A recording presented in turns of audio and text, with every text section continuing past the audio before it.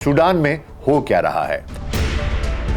Sudan में दो जर्नैलों की लड़ाई ने इंसानी अलमी और ग़िज़ाई बहरान पैदा कर दिया है। ज़राअत और मादनियात की दौलत से माला माल मुल्क के अवाम खुराक को तरस गए हैं।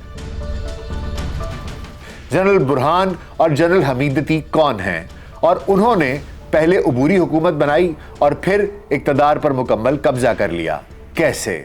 दोनों अक्टूबर 2021 में मुश्तरका हुकूमत बनाने के 1.5 साल बाद से आज तक बाहमी तसादुम का शिकार क्यों हैं? वहां पर क्या हो रहा है? सूडान में 1/3 आबादी खुराक और पानी के बगैर मर रही है। आइए देखते हैं वजूहात इस पॉडकास्ट में।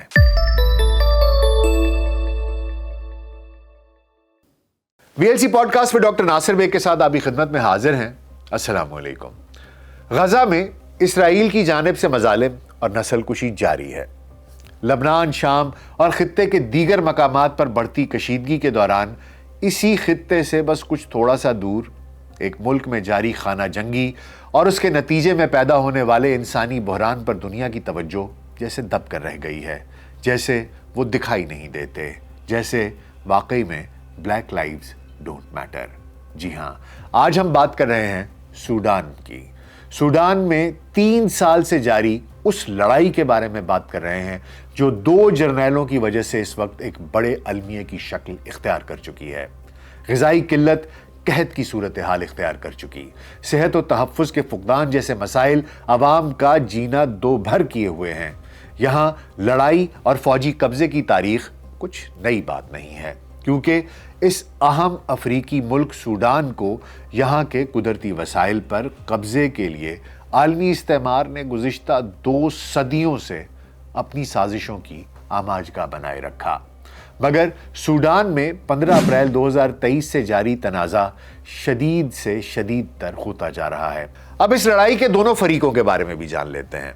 एक फरीक तो सूडानी अफवाज हैं, यानी कि सूडानी आर्म्ड फोर्सेस हैं, और उनके मौजूदा सरबरा जनरल अब्दुल फताह अल बुरहान हैं, और दूसरे फरीक जनरल मोहम्मद हमदान हमीदती हैं, जो कि क़यादत कर रहे हैं रैपिड सपोर्ट फोर्सेस यानी कि RSF की, जो कि नीम फौजी दस्ते हैं। और इन दोनों के दरमियान एक खूरेज जंग जारी है पिछले 3 साल से। जनरल अब्दुल फताह बुरहान और जनरल मोहम्मद हमदान हमीदती दकलू, जिन्हें हमीदती के नाम से भी जाना जाता है, दोनों किसी ज़माने में बहुत करीबी साथी भी रहे हैं। इनका भी किस्सा आपको सुनाएंगे।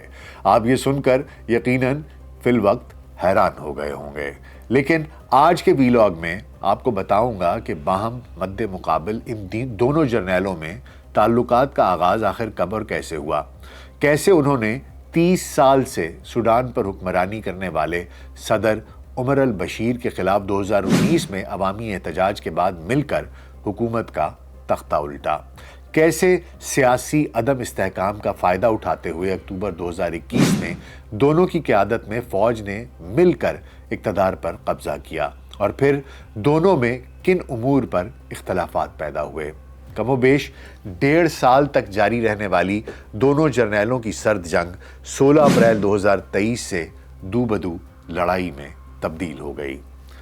इस सब के साथ सबसे पहले मैं आपको सूडान के हुदूद अरबे, उसकी आज़ादी, और फिर मुत्तहिदा सूडान से दाफर के दारुल हुकूमत के साथ जनूबी सूडान की अलहदगी, इस अलहदगी की वजूहात और इसमें आलमी क़ुव्वतों के किरदार के साथ साथ वहाँ पैदा होने वाली इंसानी अलमिये से भी आगाह करना ज़रूरी समझता हूँ, चूँकि मेरे ख़्याल में सूडान की मुख्तसर माजी की तारीख़ और बिलखुसूस आज़ादी के बाद की तारीख़ को समझे बगैर हालिया तनाज़ा और इसके नतीजे में पैदा होने वाला इंसानी बहरान, इसको समझना बहुत दुश्वार होगा।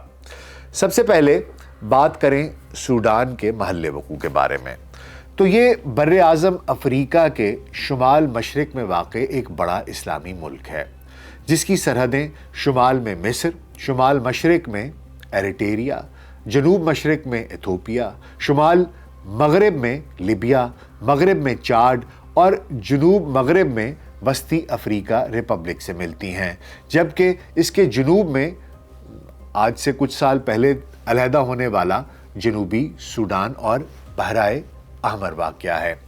تقسیم کے بعد سوڈان کی 853 کلومیٹر طویل ساحلی پٹی بحیرہ احمر سے ملتی ہے۔ 19 لاکھ مربع کلومیٹر کے رقبے پر محیط یہ ملک 2011 میں جنوبی سوڈان کی علیحدگی تک افریقہ اور عرب لیگ میں رقبے کے لحاظ سے سب سے بڑا ملک تھا، جس کی موجودہ آبادی 4.5 سے 5 کروڑ کے درمیان ہے۔ اس کا دارالحکومت خرطوم ہے، جس کے بعد مشہور اور زیادہ آبادی والا شہر درمان ہے، جو خرطوم کے میٹروپولیٹن کا حصہ ہے۔ شمال میں مصر کی جانب بڑھنے سے پہلے دریائے نیل کے 2 حصے یعنی کہ نیلا نیل اور سفید نیل خرطوم کے قریب مل کر تاریخ کا عظیم دریائے نیل بناتے ہیں، جو سوڈان میں 800 کلومیٹر کے قریب سفر کر کے مصر سے گزرتے ہوئے بحیرہ روم میں گرتا ہے۔ سوڈان میں نیلے اور سفید نیل کے ساتھ ساتھ مشترکہ دریائے نیل پر بھی ڈیم اور جھیلیں موجود ہیں، جس کے باعث اس کی آزادی کے وقت یہ اعتقاد عام تھا کہ اکیلا سوڈان بحیرہ احمر کے دوسرے کنارے پر موجود تمام عرب دنیا کی غذائی ضروریات پوری کر سکتا ہے۔ یہاں زیر زمین پانی کے ذخائر بھی بے شمار ہیں، لیکن وسیع اراضی ابھی تک بنجر اور ویران پڑی ہے اور ملک کبھی بھی اپنے پوٹینشل کے مطابق زراعت کی پیداوار نہیں کر سکا۔ اس کے علاوہ یہاں بھرپور معدنی وسائل دستیاب ہیں، جن میں ایسبسٹاس، کرومائٹ، کوبالٹ، تانبا، سونا، granite, gypsum, iron, kaolin, lead, manganese, mica, قدرتی گیس، نکل، پیٹرولیم، چاندی، ٹن، یورینیم اور زنک شامل ہیں۔ سوڈان میں معدنی تیل کے ذخائر بھی وافر مقدار میں موجود ہیں، جن پر چینی سرمایہ کاری کی بدولت سوڈان 1999 میں تیل برآمد کرنے کے قابل ہو گیا تھا، مگر یہیں سے ایک المیہ کا آغاز بھی ہوا، کیونکہ تیل کے بیشتر ذخائر جنوبی سوڈان میں تھے۔ تیل کی برآمد شروع ہوتے ہی علیحدگی پسند قوتیں بھی زور پکڑنے لگیں۔ جنوبی سوڈان دافر میں علیحدگی کی تحریک کے آغاز اور انجام کی جانب بڑھنے سے پہلے میں آپ کو سوڈان کی آزادی اور وہاں فوج کی حکومتوں میں کردار کے بارے میں بھی آگاہ کرنا ضروری سمجھتا ہوں۔ سوڈان پاکستان کے 9 سال بعد یعنی سن 1956 میں آزاد ہوا۔ آزادی سے پہلے کی تاریخ کا جائزہ لیں تو 19ویں صدی کے وسط سے بالائی نیل پر واقع اس ملک میں عثمانی سلطنت کے ماتحت حکومت کے تاجروں اور یورپی سوداگروں میں معدنی وسائل پر قبضے کے لیے چپکلشیں شروع ہو چکی تھیں۔ سن 1863 میں خیدو اسماعیل یہاں مصر کے عاشرباد سے حکمران تھا۔ پہلا برطانوی گورنر جنرل یہاں 1877 میں تعینات ہوا، جس کے 2 برس بعد محمد احمد مہدی 1879 میں خیدو اسماعیل کا تختہ الٹ کر حکمران بنا، جس نے برطانوی گورنر جنرل گارڈن کو بھی چلتا کیا۔ تاہم مصری فوج کے سربراہ سر ہربرٹ نے سوڈان پر پھر سے قبضے کی کوشش شروع کر دی۔ اس سلسلے میں ایک کنونشن کے تحت سوڈان کو جنوری 1899 میں مصر اور برطانیہ کی مشترکہ حکومت کا ماتحت علاقہ بنا دیا گیا۔ سن 1910 میں یہاں گورنر جنرل کونسل قائم کی گئی۔ دوسری جنگ عظیم کے دوران سیاسی آزادی کی تحریک نے زور پکڑا، جس کے نمایاں رہنما اسماعیل الازہری تھے۔ سوڈان حکومت نے اپریل سن 1952 میں ایک خود مختار آئین کا اعلان کیا اور جنوری سن 1954 میں نئی پارلیمنٹ نے اجلاس میں اسماعیل الازہری کو وزیر اعظم منتخب کر لیا، جس کے بعد فوج، پولیس اور سول سروس سے برطانویوں کی واپسی اور سوڈانی لوگوں کی بھرتیاں شروع کر دی گئیں۔ یوں مؤثر اقدامات نے الازہری کو 1 جنوری سن 1956 کو آزاد جمہوریہ کا اعلان کرنے کے قابل بنا دیا۔ یہاں آپ کو بتاتا چلوں کہ آزادی کے بعد سے ہی سوڈان کی سیاست میں مسلح افواج نے اہم کردار ادا کیا۔ آزادی کے صرف 2 سال بعد ہی سن 1958 میں chief of staff major general Ibrahim Abboud نے ایک خونی بغاوت کے بعد اقتدار پر قبضہ کر لیا، جس کے 6 سال بعد ایک مقبول بغاوت نے سن 1964 میں فوج کو اقتدار چھوڑنے پر مجبور کر دیا۔ تاہم سن 1969 میں کرنل جعفر النمیری کی سربراہی میں ایک اور بغاوت کے بعد اقتدار واپس فوج کے پاس آ گیا۔ جعفر النمیری کو خود کئی بغاوتوں کا سامنا رہا۔ سن 1985 میں لیفٹیننٹ جنرل عبد الرحمن سوار الدہاب کی سربراہی میں فوجی سربراہان کے ایک گروہ نے النمیری کو اقتدار سے نکال باہر کیا۔ 1 سال بعد الدہاب نے تمام اختیارات منتخب حکومت کے وزیر اعظم الصادق المہدی کے حوالے کر دیے۔ تاہم صرف 3 سال بعد جون سن 1989 میں بریگیڈیئر عمر البشیر کی سربراہی میں اسلامی فوجی سربراہان نے المہدی کی غیر مستحکم اقتدار کا خاتمہ کر دیا۔ یہاں سے سوڈان پر عمر البشیر کے 30 سالہ حکومت کی طویل دور کا آغاز ہوتا ہے، جس کے دوران بہت سے اتار چڑھاؤ دیکھنے میں آئے۔ سوڈان کی زیادہ تر آبادی راسخ العقیدہ مسلمانوں پر مشتمل ہے۔ سوڈان میں سن 1983 میں شرعی قوانین متعارف کرائے گئے۔ تاہم ان قوانین کے نفاذ کے بعد شمالی سوڈان اور جنوبی سوڈان، جہاں عیسائیوں کی اکثریت ہے، کے درمیان خانہ جنگی چھڑ گئی اور یہ 22 سال تک جاری رہی۔ اس دوران 20 لاکھ افراد مارے گئے اور یہ لڑائی جنوبی سوڈان کی علیحدگی اور ایک الگ ملک کے قیام پر منتج ہوئی۔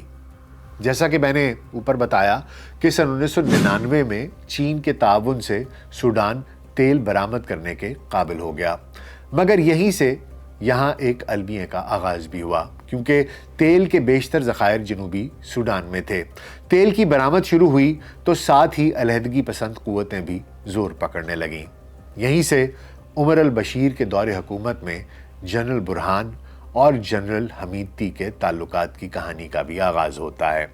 2 جرنیلوں نے 2003 میں سوڈان کے جنوب مغربی علاقے میں شروع ہونے والی خانہ جنگی میں دارفور کے باغیوں کو کچلنے میں اہم کردار ادا کیا تھا، اور عمر البشیر کے دور میں ہی جب جنرل برہان نے دارفور میں سوڈانی فوج کی قیادت سنبھالی، اس وقت جنرل حمیدتی بہت سے عرب ملیشیا گروپوں میں سے ایک کا کمانڈر تھا، جسے اجتماعی طور پر جنجوید کہا جاتا تھا، جسے سوڈان کی حکومت نے بڑے پیمانے پر غیر عرب دارفور کے باغی گروہوں سے ان کو بے دردی سے ختم کرنے کے لیے استعمال کیا تھا۔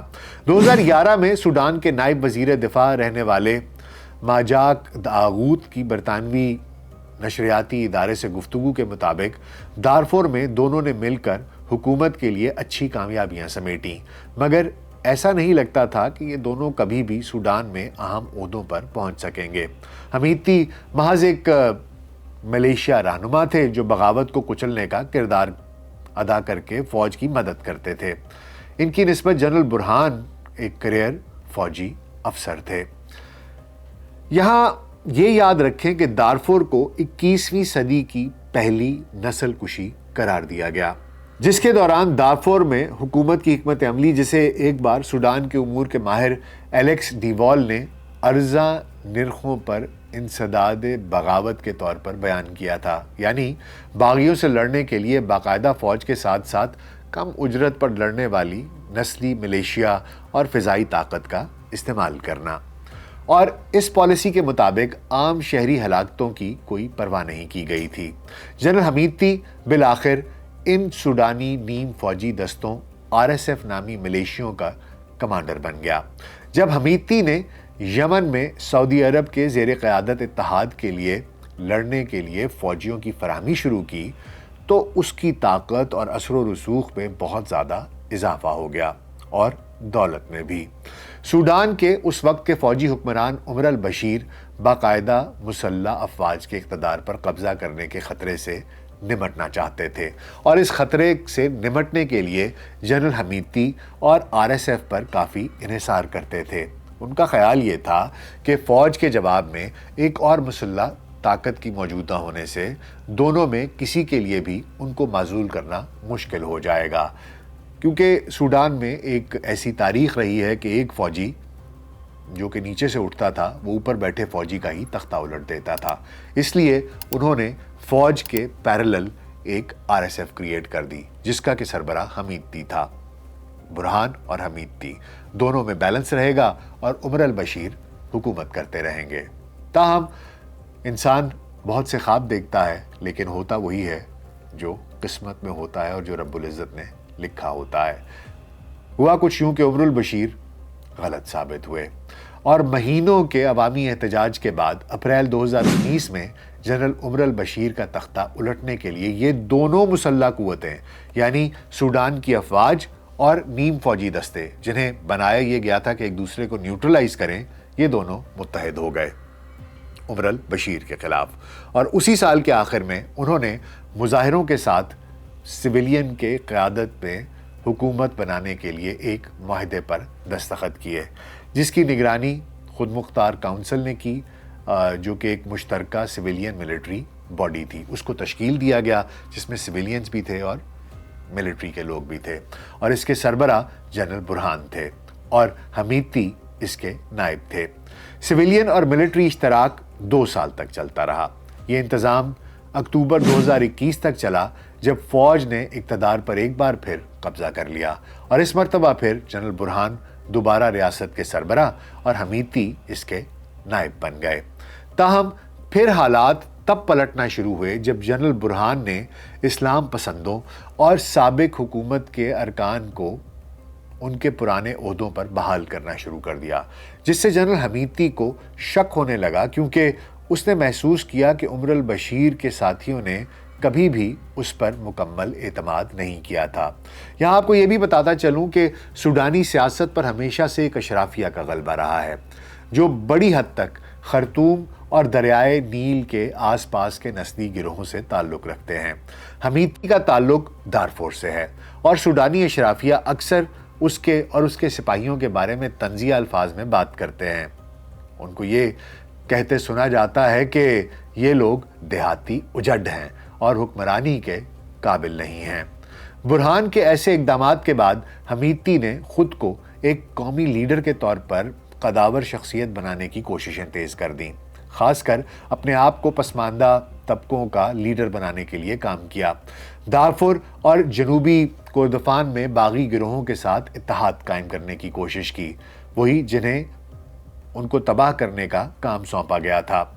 ماضی میں ان کی ملیشیاؤں نے شہریوں کے احتجاج کو انتہائی سختی اور بے دردی سے کچلا تھا، مگر پھر انہوں نے جمہوریت کی ضرورت اور افادیت کے بارے میں بھی باقاعدگی سے حمایت کرنی شروع کر دی۔ فوج اور RSF کے درمیان کشیدگی میں اس وقت اضافہ ہوا جب سویلین حکومت کی تشکیل کے آخری تاریخ قریب پہنچی، جس کی توجہ اس نازک مسئلے پر مرکوز تھی کہ RSF کو باقاعدہ سوڈان کی مسلح افواج میں دوبارہ کیسے ضم کر دیا جائے۔ پھر RSF کی SAF کے خلاف لڑائی شروع ہو گئی، کیونکہ حمیدی کو دکھائی دے رہا تھا کہ میرے انڈر کمانڈ RSF اب SAF میں ضم ہو جائے گی، اور اسی RSF کی کمان کو برقرار رکھنے کے لیے حمیدی کی جنرل برہان کے خلاف جنگ سوڈانی ریاست کے کنٹرول کے لیے رسا کشی کا ایک آغاز ثابت ہوئی۔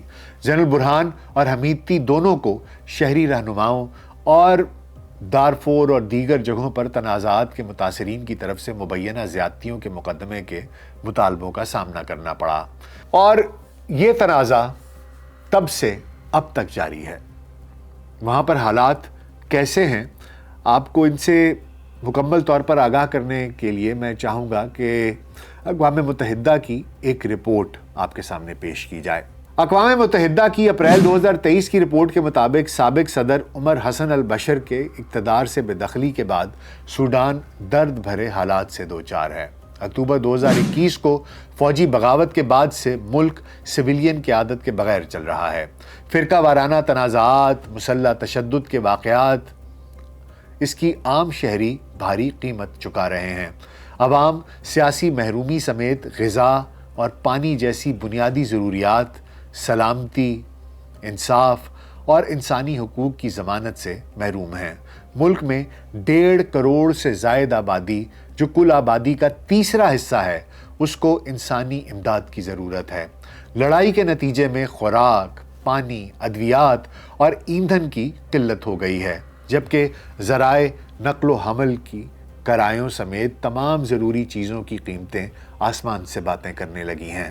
سوڈان کی عوام اس وقت بھوکوں مر رہی ہے، نہ اس کے پاس پانی ہے، نہ خوراک ہے، نہ ان کے پاس رہنے کے لیے گھر ہیں، نہ ان کے پاس ادویات ہیں، نہ ان کے پاس انصاف ہے، اور 2 جرنیلوں کی اقتدار کی جنگ میں پورے کا پورا ملک تباہ ہو رہا ہے۔ اس سے پہلے بھی सूडान में यही होता आया, 2 सदियों की एक तारीख आपके सामने बयान की, 30 साल तक जनरल उमर ने इनके साथ ज़्यादती की, और अब ये 2 जर्नैल जो बाकी का सूडान रह गया है उसको तबाह करने पर तुले हुए हैं। इस दुआ के साथ कि अल्लाह सुब्हाना ताला उनको हिदायत दे और सूडान के मुसलमानों और आवाम के लिए आसानियाँ पैदा करे। मैं बहुत ख्याल रखिएगा। शुक्रिया।